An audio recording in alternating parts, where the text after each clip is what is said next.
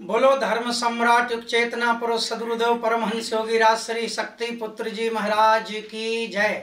माता भगवती आदि शक्ति जगत जननी जगदम्बे मातु की जय। श्री पंच ज्योति शक्ति तीर्थ सिद्धाश्रम धाम की जय। परम पूजनीय तपस्विनी शक्तिमयी माता जी की जय। पूज्य दंडी सन्यासी स्वामी राम प्रसाद आश्रम जी महाराज की जय। बोलो सच्चे दरबार की जय।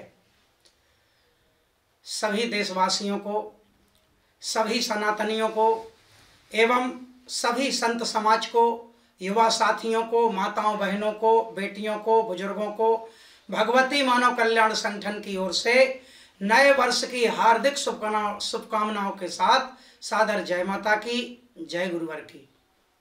देशवासियों, जैसा कि आप सभी जानते हैं, धर्म सम्राट युग चेतना पुरुष परमहंस योगी राज श्री शक्ति पुत्र जी महाराज का अवतरण धर्म की रक्षा के लिए, अधर्म के नाश के लिए हुआ है। गुरुवर तीन धाराओं के सृजनहार हैं। तीन धाराओं के माध्यम से गुरुवर के लाखों करोड़ों साधक, शक्ति साधक जो नशे मान से मुक्त चरित्रवान हैं, राष्ट्र रक्षा, धर्म रक्षा, मानवता की सेवा में दिन रात लगे हुए हैं।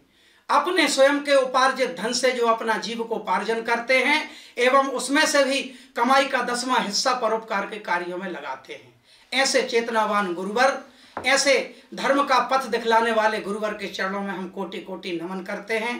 भाइयों बहनों, जब गुरुवर का अवतरण ही धर्म की रक्षा के लिए हुआ तो गुरुवर अधर्म के विरुद्ध आवाज उठाते हैं। विसंगति कहीं भी हो, चाहे राजनीतिक क्षेत्र में हो, चाहे धर्म क्षेत्र में हो, गुरुवर अपनी पुरजोर आवाज पिछले 25-30 वर्षों से उठा रहे हैं। गुरुवर ने पिछली कार्यकर्ता बैठक जो दिसंबर माह में हुई थी, उसमें भी गुरुवर ने एक आवाज उठाई। गुरुवर ने कहा, वर्तमान के कथावाचक, कुछ कथावाचक ऐसे हैं जो वंदनीय हैं हमारे लिए, समाज को सच्चा ज्ञान दे रहे हैं, लेकिन कुछ कथावाचक मूल शास्त्र की बात को एक तरफ रख के और रास रंग की बातें समाज को सुनाते हैं, समाज को दिशा भ्रमित करते हैं। जब गुरुवर ने यह कहा कि इसी तरह से मां राधा के नाम को भी गलत रूप में प्रचारित किया जा रहा है, गुरुवर ने माता राधा का अपमान नहीं किया। गुरुवर ने कहा कि अगर ऐसे ही माता राधा का इस तरह से तुम गुणगान करोगे जिस शैली में तुम कर रहे हो, तो जो मूल सत्य है, माता आदि शक्ति जगत जननी जगदम्बा, जो निखिल ब्रह्मांड की जननी, कोटि ब्रह्मांडों की जननी, ब्रह्मा विष्णु महेश की जननी, उनके सब अंशावतार हैं माता सीता और माता राधा। जैसे कि हम माता की आरती में रोज पढ़ते हैं, माँ राम कृष्ण तू सीता ब्रजरानी राधा, तो गुरुवर ने यह कहा कि वो माँ की अंश अवतार हैं, समय समय पर माँ रूप रखती गई, अपने कार्य करती गई जब जैसी जरूरत पड़ी। लेकिन जो विराट सत्ता है, जो अभेद हैं, अजन्मा हैं, अविनाशी हैं, वो माता भगवती आदि शक्ति जगत जननी जगदम्बा हैं। ये पूज्य गुरुदेव जी ने कहा था। लेकिन वही है, सभी जानते हैं कि कहीं नकली दवाई दी जा रही हो, वहीं कोई असली दवाई देने वाला आ जाए तो नकली दवाई वाले को मरीज की चिंता नहीं रहती, उसे अपनी दुकान की चिंता होने लगती है। ऐसा ही एक महाठग धूर्त निकल के सामने आया जिसका नाम है प्रशांत। यूट्यूब पे मैंने सुना, लिखा था पंडित प्रशांत। मैंने कहा पंडित तो कहूंगा नहीं, क्योंकि ये पंडित नहीं, ये खंडित है, इसका ज्ञान भी खंडित है और ये खंडित है, इसलिए मैं पंडित तो कहूंगा नहीं।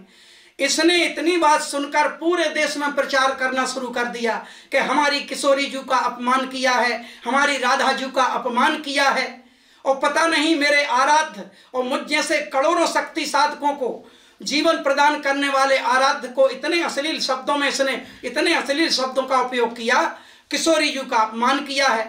अरे धूर्त, बिना सींगों के सांड, किशोरी जी तेरे बाप की मिल्कियत नहीं है। अगर वो माँ की अंश हैं तो वो जन की हैं किशोरी जी। जो उनका रूप है, जो उनका स्वरूप है, उनको हम भी मानते हैं, लेकिन किशोरी जी का अपमान किया है शक्ति पुत्र जी महाराज ने। इस तरह से कितने कितने भक्तों को अपनी तरफ मिलाना चाहता है, समाज को बेवकूफ समझा है।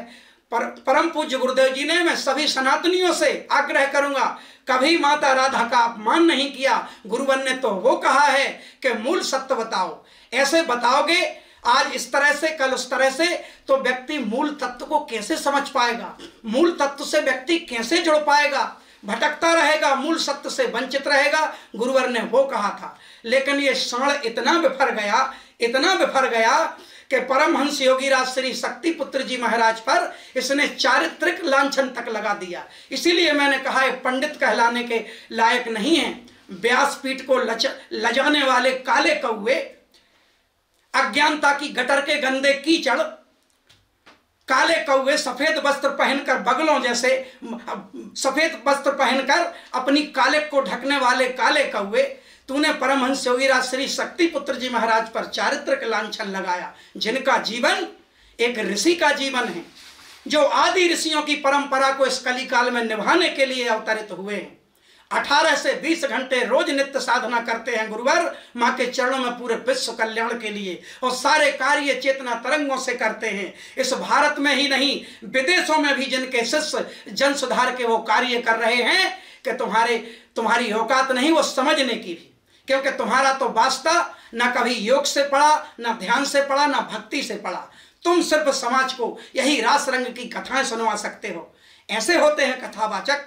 व्यासपीठ पर बैठकर ऐसा बोला जाता है, ऐसे किया जाता है।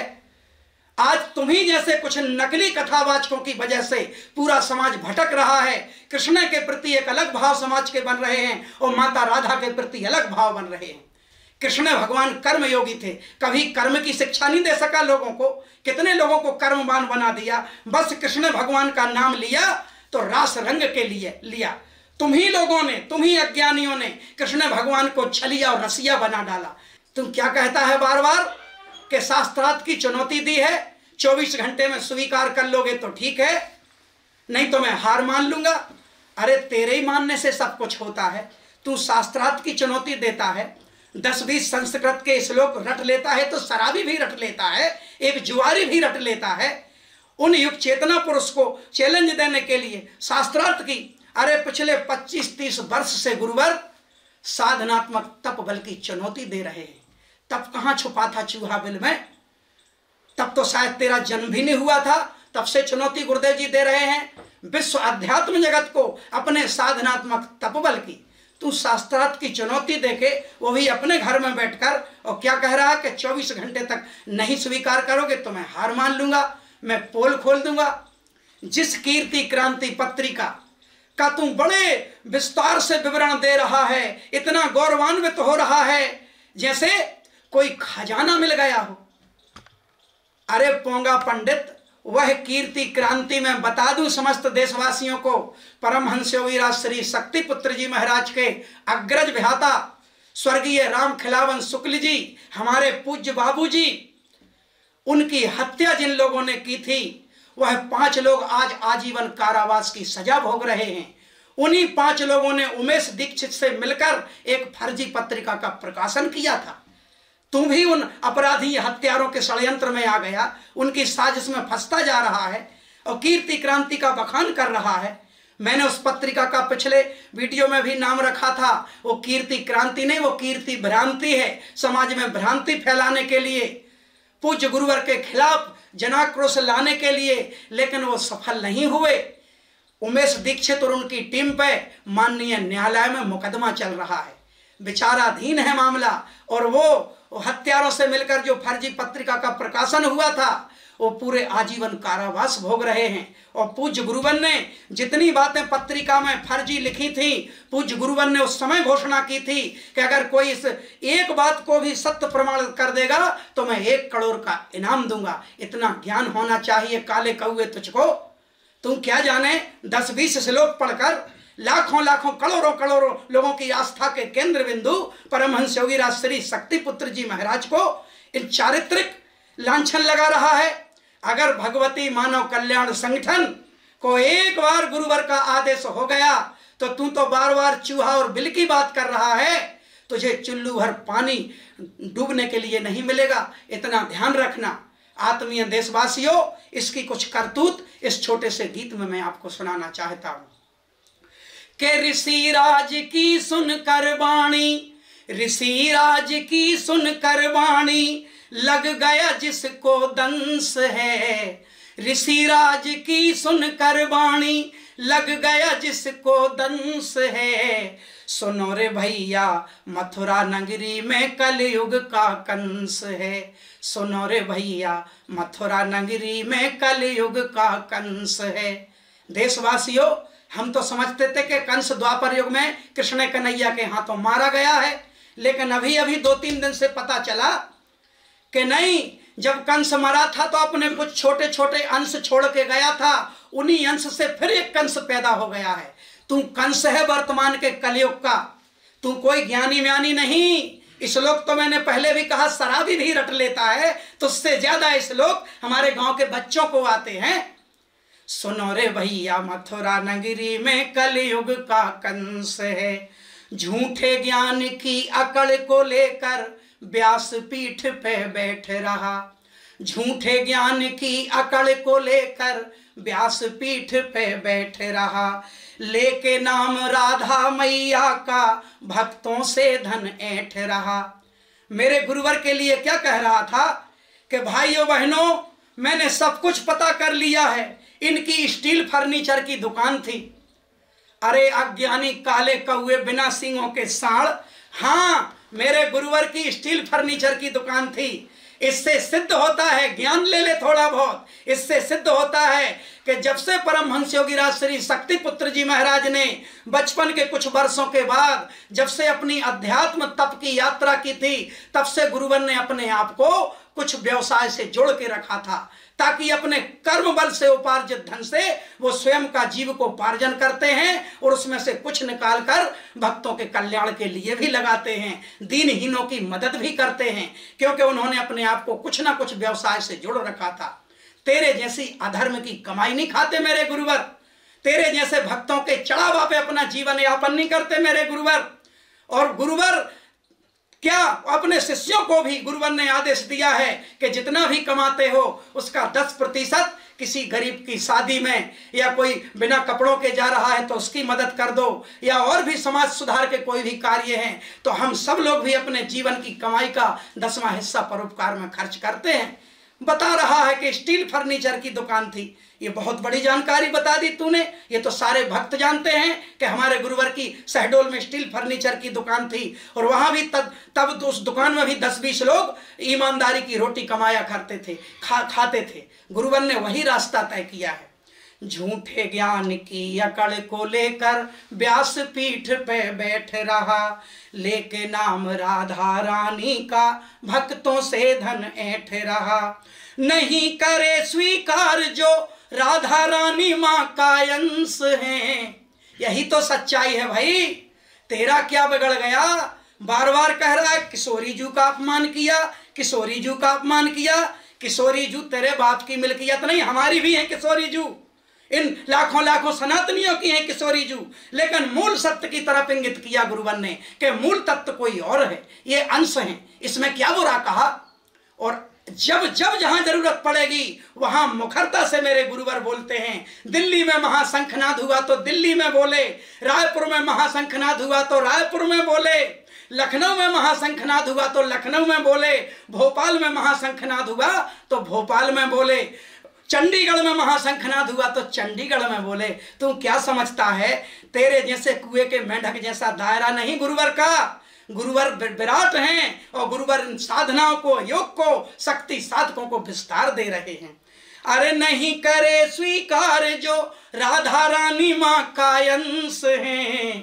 सुनो रे भैया मथुरा नगरी में कलयुग का कंस है। खुद को ज्ञानी कहता फिर भी शब्दों का ना होश रहा।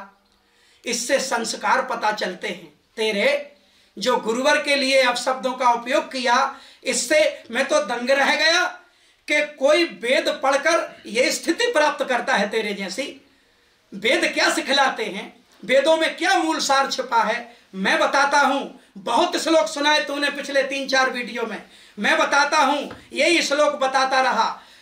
समस्त सनातनियों से निवेदन है, वेद व्यास जी, महर्षि वेद व्यास जी जिन्होंने 18 पुराणों की रचना की थी, उन्होंने साथ में यह भी कह दिया था कि ये पुराण हमने हम जैसों के लिए ही बनाए हैं, और आम समाज के लिए तो सिर्फ इतना लिख रहा हूं, अष्टादश पुराणेषु व्यासस्य वचन द्वयम् परोपकारः पुण्याय पापाय परपीडनम। ये व्यास जी का ही लिखा हुआ है। अष्टादश पुराणेषु व्यासस्य वचन द्वयम्। मैं व्यास जी 18 पुराणों में 2 ही वचन बोलता हूं। अष्टादश पुराणेषु व्यासस्य वचन द्वयम् परोपकारः पुण्याय। परोपकार करोगे तो पुण्य मिलेगा, और पापाय परपीडनम, दूसरे को पीड़ा पहुंचाओगे तो पाप लगेगा। यह है मूल सत्य। यही सत्य गुरुदेव जी समाज को बता रहे हैं। बाकी तो विस्तार है, परमात्मा की माया है, जगदीश्वरी परमेश्वरी की माया है, उसका तो कोई पार नहीं है, लेकिन बाकी विस्तार है। लेकिन उन पवित्र ग्रंथों को भी तुम जैसे चाटुकारों ने मात्र रोजी रोटी का जरिया बना लिया, और कृष्ण को छलिया, राधा को रसिया बना के रख दिया।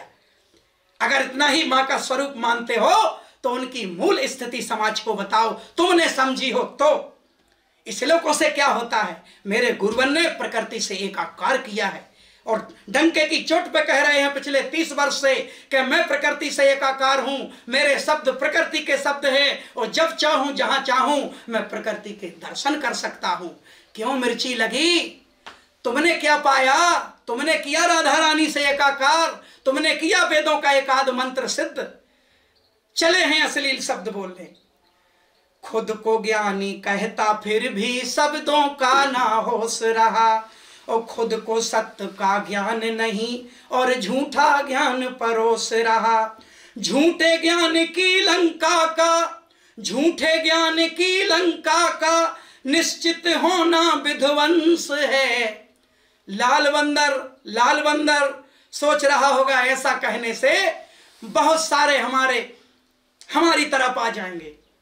समाज भोला भाला अवश्य है, लेकिन अज्ञानी नहीं है। और ये शक्ति पुत्र जी महाराज के ही नाम का प्रभाव है कि भले तूने निंदा में लिया, भले तूने गलत उपयोग किया नाम का, लेकिन तेरे मुख से कुछ नाम मेरे गुरुवर का निकल गया, तो उसी का परिणाम है कि जो तेरे 24 व्यूज थे आज वो 2-4 हजार पे पहुंच गए हैं। ये होता है एक योगी के नाम का प्रभाव। कितने लोग देखते थे तेरे चैनल को? 20 लोग, 25 लोग, आज मात्र गुरुवर का नाम लेने से। इसलिए नाम के लिए तू मर रहा है, मेरे गुरुवर नहीं। मेरे गुरुवर तो एकांत साधना में प्रचार प्रसार से दूर रहकर सिर्फ माँ के चरणों की साधना करते हैं। प्रचार प्रसार हम लोग करते हैं सत्य धर्म का पूरे देश में और विदेशों में भी। झूठे ज्ञान की लंका का निश्चित होना विध्वंस है। सुनो रे भैया, मथुरा नगरी में कलयुग का कंस है। ध्यान साधना योग पे जिसकी रत्ती भर भी पकड़ नहीं। 4 बजे उठ के ब्रह्म मुहूर्त में साधना करके जब सूर्य निकलता है तब गुरुवर के सारे शिष्यों की साधना हो चुकी होती है विश्व कल्याण के लिए। ये होता है धर्म का मार्ग। सिर्फ वहां बैठकर कन्याओं को नचाकर, राधा रानी के झूठे मूठे प्रसंग सुनाकर, या तो वो बताओ जो माता राधा ने वास्तव में किया है, झूठा ज्ञान परोस के और बस कन्याओं को बुलाकर नचा लिया। ये भक्ति नहीं है। इसी से समाज भटक रहा है। जब भक्ति भीतर से प्रकट होती है तो आत्मा नाचती है, अंतर मन नाचता है। ये शरीर का डोलना तो बाह्य क्रिया है। अभी तुमको एकाग्रता आई ही नहीं और न किसी को ला पाए। ध्यान साधना योग पे जिसकी रत्ती भर भी पकड़ नहीं। इतना बेशरम इतना अधर्मी, जाति इसकी अकड़ नहीं। लेकिन जाएगी, थोड़ा समय लग सकता है लेकिन जाएगी। कैयकों की गई है, तुम्हारी भी जाएगी। ध्यान साधना योग पे जिसकी रत्ती भर भी पकड़ नहीं। इतना बेशरम इतना अधर्मी, जाति इसकी अकड़ नहीं। अरे काला कौवा देखो खुद को, काला कौवा देखो खुद को, समझ रहा के हंस है। तुम हंस नहीं हो, तुम काले कौवे हो। काला कौवा देखो खुद को, समझ रहा के हंस है। सुनो रे भैया, मथुरा नगरी में कलयुग का कंस है। सुनो रे भैया, मथुरा नगरी में कलयुग का कंस है। और पूज्य गुरुदेव भगवान ने जो कहा है कि ये बाह्य ग्रंथ जिन महापुरुषों ने लिखे वो उस स्थिति को प्राप्त थे, लेकिन आत्म ग्रंथ से सारे ग्रंथ निकलते हैं। इन ग्रंथों से आत्मग्रंथ नहीं, आत्मग्रंथ से सारे ग्रंथ निकलते हैं। आत्मा से, प्रकृति से वही एकाकार हो सकता है जिसने पहले खुद को जाना हो। लेकिन हम समस्त ग्रंथों का भी सम्मान करते हैं, समस्त सनातनियों का सम्मान करते हैं। और एक बार फिर देशवासियों से विशेष आग्रह है, ये भगवती मानव कल्याण संगठन सत्य सनातन धर्म की ही रक्षा कर रहा है। भीतर का कचरा साफ होना जरूरी है। जब भीतर का कचरा साफ होगा तभी बात बनेगी। अतः एक बार फिर पूरे संत समाज को, पूरे आत्मीय सनातनियों को, सभी युवा वर्ग को भगवती मानव कल्याण संगठन की ओर से ढेर सारी शुभकामनाएं। शेष अगले वीडियो में। सादर जय माता की, जय गुरुवर की।